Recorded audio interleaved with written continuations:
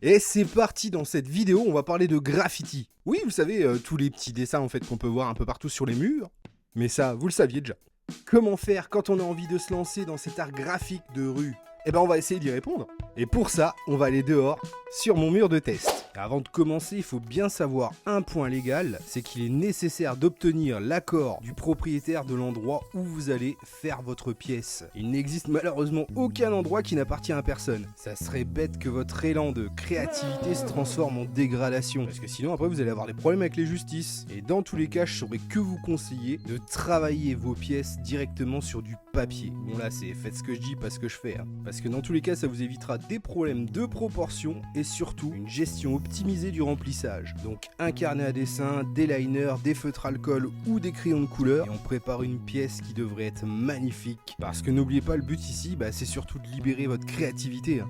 Ici, j'ai essayé de faire un custom en fait sur Shenron, parce que dès qu'on passe au format fresque murale, là franchement en fait, tu peux te lâcher. Par contre, il faut bien penser à un truc, c'est que techniquement parlant, le graffiti c'est vraiment un art à part, hein. Même si vous jouez un petit peu avec les Posca, quand vous allez commencer à utiliser les bombes, ça va vous paraître légèrement différent au départ, notamment sur la façon de faire des dégradés et des changements de couleurs. On y reviendra d'ailleurs plus en détail sur la prochaine vidéo d'ailleurs. Mais donc une fois que votre esquisse est terminée, on va répertorier les couleurs qu'on a utilisées. Et c'est parti, on va aller les acheter en aérosol. Il est nécessaire d'acheter un petit set avec plusieurs caps. Vous savez, les petites têtes sur lesquelles on appuie au bout de chaque aérosol. Et il y en a plein de différentes, de toutes tailles et de couleurs différentes. Avec en gros les fat pour faire des super grosses surfaces et les skinny pour faire des traits beaucoup plus fins. Très important, ne pensez pas faire des traits aussi fins qu'avec un crayon quand vous allez débuter. N'hésitez pas à commencer par des formes simples, mais pas nécessairement petites. Et entre vous et moi, le mieux c'est quand même de commencer sur un mur propre. Donc n'allez pas forcément repasser sur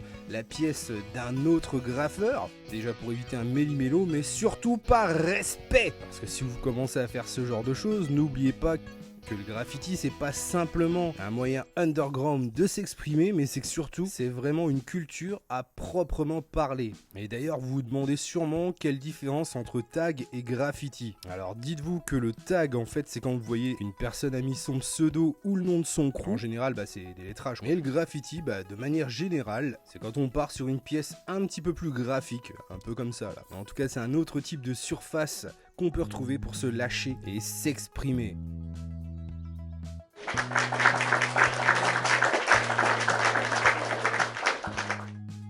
Voilà, encore une fois, pour résumer, faites-vous plaisir, libérez votre créativité, mais pensez bien à rester dans le cadre légal pour vous éviter pas mal de soucis. Si cette vidéo t'a plu, n'hésite pas à laisser un commentaire, à t'abonner et à mettre un petit pouce bleu.